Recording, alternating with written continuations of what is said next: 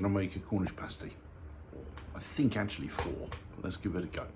350 grams of potatoes. Well, 374, perfect, that's 350.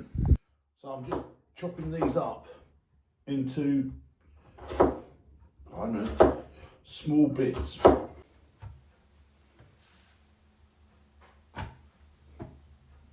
194 grams of swede, that's close enough.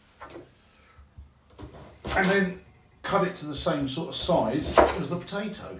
That's 90 grams of onion chopped up, and I need a load more. I think it might be 175. About the right amount of onions. Braising steak, I think it said. So I've got diced beef, which will be as good as I can get. Slices through it until we get little pieces. The onions have made my eyes water and my nose run. So.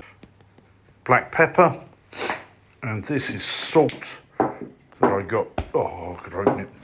The dough is so tough in the first place, and secondly, it's cold.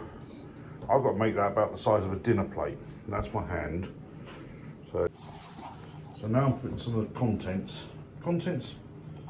yeah, into the pasty, but the pasty pastry is in a little bit of a state, so I'm going to try and recover that into a pasty shape. Yeah, no, I'm quite proud of that. I put a little hole in the top. I forgot to put the butter in the oven for about 50 minutes. Bit of an egg glaze on there, that's an egg with a bit of salt in it.